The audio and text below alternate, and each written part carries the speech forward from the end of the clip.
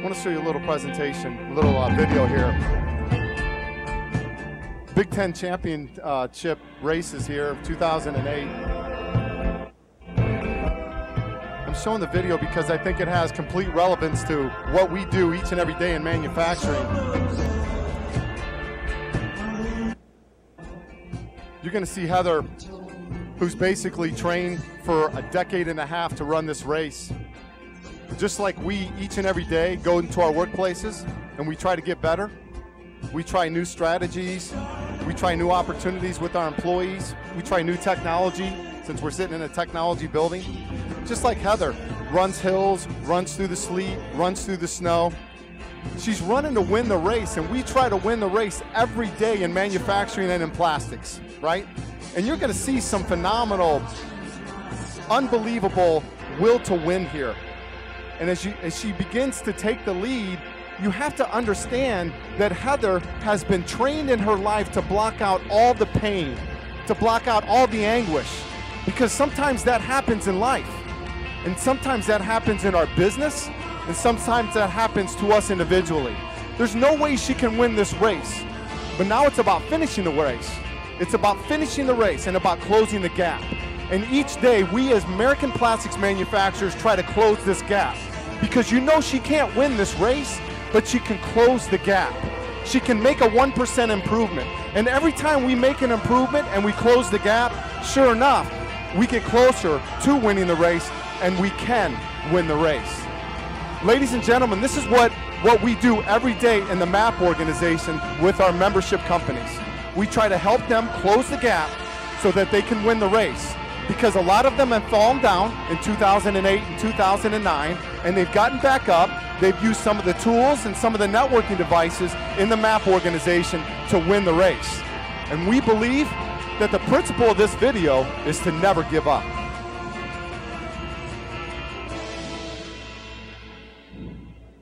And tell me that's not awesome. Is that not awesome? Take that home with you, and you research this on the web, because I've shown all my kids, I've shown my kids' friends this video, and it's all about the will to win and the will to survive. So we're here today to talk about the MAPP organization, and I'm going to keep it kind of short. It's somewhat of a sales pitch, but it's direct in terms of what we're doing for the American plastics industry in terms of processors. So I'm going to give a very quick overview of what the organization is all about, show you where our members reside, and then get into some of the programs and services that we provide that make it home into about 270 processor companies throughout America, and we touch them almost every day. So the first thing I want to share with you is that in the mid-90s, a group of plastics manufacturing executives got together and said, we want a group that is interested in our interest, that will actually serve the small to mid-sized processor base, because if you look at a CEO and a president that's running a $10 million company, they're wearing a lot of different hats. You wear a lot of hats? Just a couple, that's right. And so how can we create an organization for that staff and for that CEO to provide them with enough services and programs to make their jobs a little bit easier? So first of all, I think it's important because we live by our vision every day. And so when they created the organization in 1996, the plastics executive said, first of all, we want this organization that we create, we want it to become the association of choice for plastics processors. So that's their vision. And are we there yet? No. But we work to get there every day. And do we fall down? Yeah, we fall down, but we get back up and we continue to run. And the vision was that we would create an organization that would enable executives, okay, it would enable them to achieve new levels of success. Because you know, if you're sitting there by yourselves and you're in your cubbyhole office, that there's tons of resources out there that you could be connected to that could be helping your business and helping your people and helping you individually. And last but not least, our goal that we think separates our organization from any other organization that's out there, whether it's a manufacturing organization, a state, a chamber of commerce, is that last bullet point, extreme membership camaraderie. Last night, an email went out to about 2,342 people. And in that email, there were 7 different posts of members that were needing help. We have 270 members, but we have executives in each one of those member companies that could range in 15, 20, 30 different contacts. And our emails go out because when our members need help, we tell everybody. Whether your machine just went down and you need a 40-horse motor, whether you just ran out of a bag of a polymer that's medical grade and you only need 55 more pounds and you can't find it, but all of a sudden, you know, you're in Avon Lake, Ohio, and there's a guy literally in Chicago that has that 55-pound bag and is willing to send it to you. Real-life case studies happen every day. Membership camaraderie and connectivity is probably the biggest thing that the MAPP organization provides. So our core mission, kind of a bait and switch here, everybody. That cost reduction, we want people into the organization and we want to make sure that their dues don't cost them anything. That's the bait and switch. Because although it looks important at first, everything else becomes more important when you realize that your dues are paid. So that's exactly what we do. Information services, probably one of the biggest things that we're known for. We are an information hub in the plastics industry, and we should be able to tell a plastics manufacturing president about anything he wants to know. From, hey, you know, what should my GM be making? Or what should the cost of an ABS resin be that's maybe a GP22 right now in the marketplace?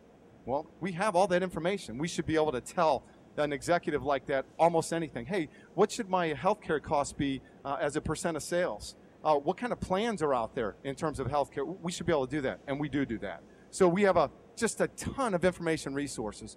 Executive level education kind of goes with information resources, but we do a ton of networking, open plant tour events. Our benchmarking conference annually brings in about 350 people into Indianapolis where we study the industry.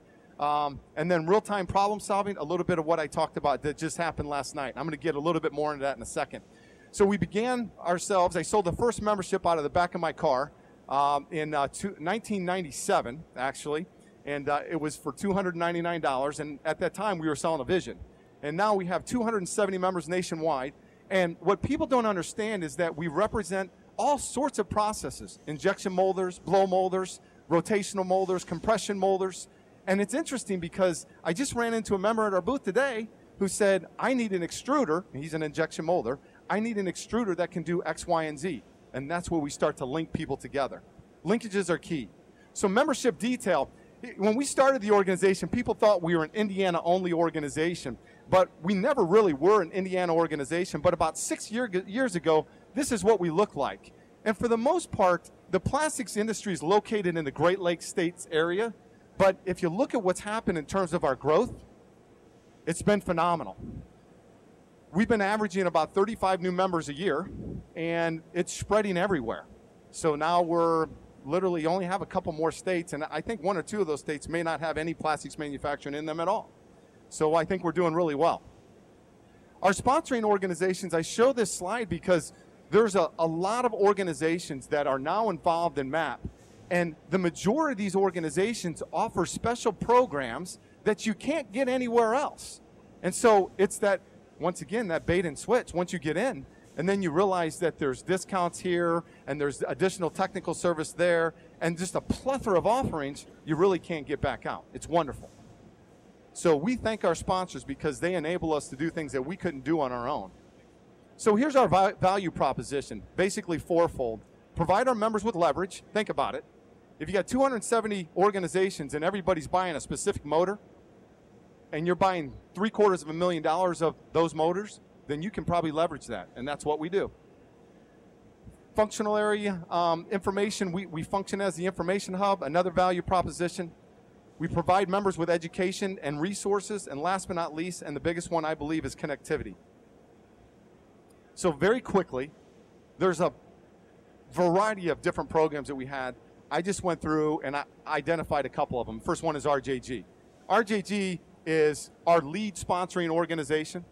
They do a lot of different things. They actually sponsor a manufacturing assessment that has been used by almost 30% of the MAPP member companies nationwide. And they offer incentives for members to use their training. So RJG has been huge for us. And we look to partner with organizations that are going to provide value to our members. And RJG is one that is providing significant value to our member companies. We have $5 million in leverage with Grainger. And I will tell you that 85% of our members right now pay for their membership dues straight out of the savings with Grainger. It's free shipping. We've got a flat rate discount. We get 28% off all our motors because we buy $750,000 worth. We get 38% off all GE products. We have leverage because we're a group purchasing organization. CDW, America's largest equipment technology provider when it comes to computers and paraphernalia. We've got $4 million in leverage. Do the same thing. IQMS is an ERP provider, and we have substantial discount offerings through IQMS. And we have 70 MAPP member companies that are using their system, which is pretty phenomenal if you think about it. Resin credits with Poly One and M. Holland. And both of these organizations actually provide additional services to MAPP member companies. And then just a plethora of other things. We have a legal assistance hotline, which is pretty cool. We offer discounts on 2 of the major brand names in OssiClean and UltraPurge. And then outstanding R&E tax credit program. We have technology-based programs with some of the lead technology providers, with Fragile and Stratasys being 2 of them. And so just as a sampling, that is what we offer in terms of some of our cost reduction. And once again, I could get into the details of this, but it would take up my entire time. But I wanted to get into information and benchmarking to show you some of the things that we're doing where we think we're kind of breaking through. And the first one is resin price benchmarking. So have you ever wanted to know what was going on down the street in terms of, hey, I'm buying a GP22 right now, and I wonder how they're doing, right? Everybody wants to know that stuff. So we as an association ask our members those questions. What are you buying? What are your release quantities? How much are you paying? Is it required? And I know this is going to be tough to see because it's a spreadsheet, but I wanted to provide you and this is an older data point, but this is ABS material. Here's GP22. And as you can see, there are a couple of different highlighted areas. So these are members that are all buying the same resin. And here's all of the suppliers they're buying it from. And here are the quantities in an annualized basis. And here's the price per pound. And here's the release quantities. So we archive all this information on our website so that people can get a better sense and feel of if I'm doing well or if I need to adjust my strategies. That's what it's all about. So we want to provide the information to our members to allow them to sit back and say, we can do a better job, or no, we can't. We're doing a great job the way we're doing it. Or maybe we should start looking at how we're buying things instead of Gaylords maybe bags, or bags maybe Gaylords, or vice versa. Or maybe there's an alternative out there that's been identified, right? All these things come out of this resin benchmarking. Wage and salary information. Every other year, we do an intensive study, wage and salary-wise, and I have this in our booth right now. I didn't bring it over. Over 50 job titles, and what we do is we actually track information over the last decade so we can understand what's a quality manager been doing for the last 10 years. What's the trend line? And some of the trend lines, to be honest with you, haven't been really good in our industry, especially for 08 and 09, but things are actually starting to come back. But this is great information, and I think on this one, the 2011 study, we had 187 plastic processing companies fill out the survey representing, I think, almost 13,000 employees in the plastics industry. Economic and industry-specific information, we have 31 economic indicators where we're constantly plugging the industry on a quarterly basis. I'm going to show you one of the things because this is really cool. So this is almost an eight-year trend line, and it talks about offshoring. So the question is, when you go and talk to your customer, what are they doing right now? So back in 2004, a lot of customers were aggressively looking to take their business overseas. And in addition, in 2004, not many companies were looking to relocate their work back to the U.S. But in our latest economic survey, for the first time, the lines have crossed. And the OEMs out there, the people that you're servicing, seem to be more interested in bringing work back to the U.S. and less interested in looking to relocate. This is one slide of the 33 economic indicator questions that we put out to our members on a quarterly basis to know what's going on in the industry. I actually have these reports also in the office. So it's a gut feel. How am I doing? How's the industry doing? Employment levels, sales trends, etc. Operational and financial benchmarking, we partner with a couple of major institutions to provide significant amount of data when it comes to operational and financial benchmarking. And one of them is Plant Moran. Plant Moran does a very specific study for the MAPP organization. And if you've not seen this report and you're running a company, you need to get this report in your hand. So anything you can imagine in terms of manning tables, energy costs as a percent of sales, healthcare costs as a percent of sales. Most of our members now have a measurement called complexity. And if you don't know what complexity is, basically what Plant Moran has done is educated our molders on the fact that the more molds you have, the more raw materials you have, the more customers you have, that all stems into a complexity figure, right? And then that complexity figure, when it starts going up, means that it's harder to manage. So you have to be aware of that. So people in the MAPP organization now measure something called complexity. So all in this report, we do this on an annual basis, and then once a year, we bring all of our members together in Indianapolis, and last year we had about 350 in attendance, and we study the industry. What is going on in terms of the trends, what's going on in terms of the latest benchmarks and best practices. So in that conference, you'll hear some of the top speakers and analysts talk about not only the financial aspects, but we also partner with Harbor Results, and we do an operationally focused report. So in this operationally focused report, things like employee satisfaction, things like how you're managing your sales plan. I mean, gobs and gobs of data that you can go through and say, gosh, I never really thought about doing that, and I need to. So heavy on data, because we understand that our members want the data to make better decisions. We're the only ones that actually do, it's an 85-page study on healthcare. So in 2010, we'll do our report here in 2012 in June, but we ask about everything there is to ask about healthcare. You name it, we cover it. So if you want to know plan designs, if you want to know different carriers, if you want to know cost for employee plans and employee spouse plans, etc., we benchmark all of that and then provide that information to our members. And we do a ton of other benchmarking, but those are some of the major reports that we do. One of them that I didn't include is brand new, is we're starting to benchmark engineering services, because molders are beginning to get smarter about charging for their services ahead of time. And a lot of times they'll charge for their services and then throw those services in once they get the job. So one of our board members said, we need to start understanding what a rate is for helping somebody in material selection or mold design, anything like that. So we have literally a benchmarking survey that looks at rates associated with all the services that our members provide. So really quick, I'm going to transition from information to networking and problem solving. And this is actually a picture of an open plant tour event. And our tour events we do across the country. And it's probably the most fun that people have, because they're all themed, but every member that comes to a tour event is mandated to become a consultant. So when you walk through and see somebody else's plant, you are mandated to provide feedback back to the hosting company of what they can do to improve their operations. And sometimes you got to put on that big old thick vest, not invented here type of thing, and go, ooh, that was a tough one. But I encourage the members to give that positive, constructive feedback of what you can do to improve, because that's why it's worth the host company's time to open up their doors. So here's the concept. What's your name? Scott, check this out.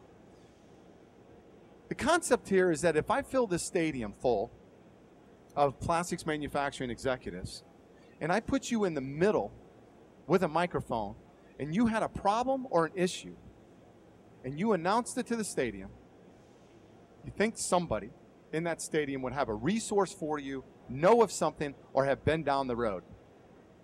Probably. So this is the goal. And we're doing this every day electronically and also physically. So we bring people together and we electronically network. This is Ralph. Ralph's sitting in section C, row D, seat 12. And he actually made a connection with Susan, and I forget her section number, but they actually exchanged material the other day. Unbelievable. It's happening every day in the network. And you know, people always go, well, what about the competitive issues? Well, guess what? Is there really a competitive issue when you run out of material and somebody else can help you because you know you're going to be in their boat someday?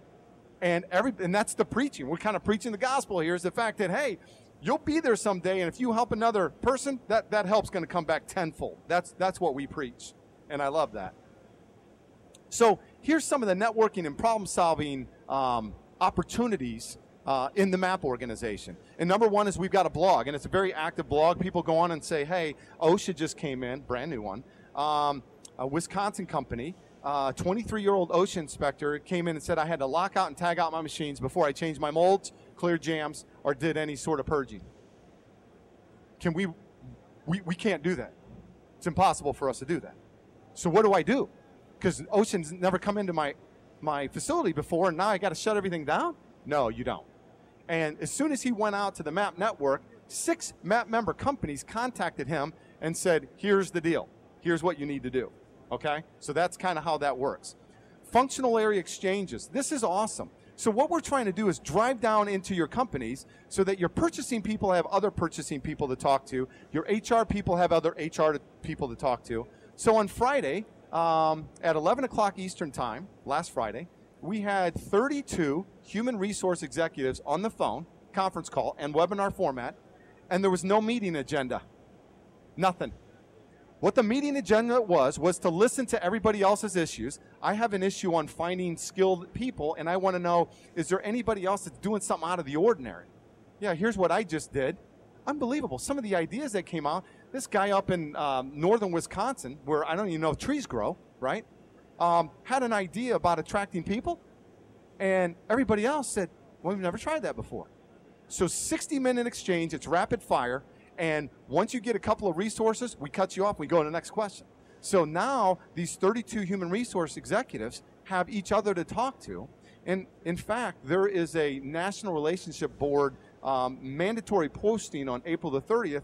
Everybody's facilities has to post something about unionization.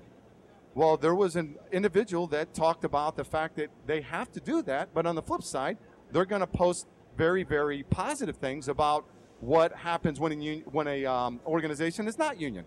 So everybody said, that's a great idea. What verbiage are you using? Can you share? And sure enough, that's what we do. So think about that for CEOs, for purchasing people, for engineers, for HR people. That's what MAPP is doing.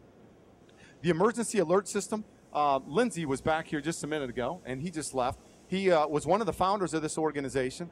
And about 3 years ago, he got a mold in, and for some reason they built it and they needed a mold base. Don't know what happened. So at 6 o'clock in the evening, he said, I need a mold base that looks like this, dimensions, all that other stuff. And he said emails and phone calls were coming in throughout the night. And the next day, he found a mold base that was about 25 miles away from him. Had it not been for the emergency alert system, never would have happened. Business and technical directory, this is a little bit different. When you join the organization, we beg and plead with you. We always ask, are you an expert? And you always say, no, I'm not an expert. It's like, no, come on. You got to be willing to talk to somebody about something you feel you're good at. And you'll go, well, yeah, I think I'm good at scientific molding. Then we ask you to put your name in a directory with your email address and phone and accept one call from a member who needs help in scientific molding. That's what we ask. It's a perpetual directory. Give to one, and you will receive many in return. And that's exactly what we do here. This directory started out with 6 people in it. Now it was 6 people in like 3 different categories. Now there's like 150 different categories because you can add your own. I'm a good bread maker. I can put bread making down if I wanted, and people could call me, how do you make bread? But that's what this is designed to do, is connect people. Capability search engine, like many, we think we have a really good one, and that is an OEM can come into our site and say, I need a mold maker with a 30-ounce 30-ounce capability, injection molder located somewhere in Atlanta or around Atlanta, and put those criteria in, and then all the value added, and then quality certs. I need somebody 13485, and I need somebody that can do assembly. Put them in, click go, and hopefully some of our members will come up. And last but not least, this is brand new. As of last week, the MAPP Academy. We realize that there's a significant shortage of workforce and young blood coming into our industry. And so our goal as a MAPP organization is to unite the youth of America to the plastics industry. And so what the youth of America now have the opportunity to do, whether you're at Ferris State, whether you're at UMass Lowell, whether you're at UW Stout up in Wisconsin, whether you're at, we had some guys from Pitt U here somewhere, but we're reaching out to those those kids.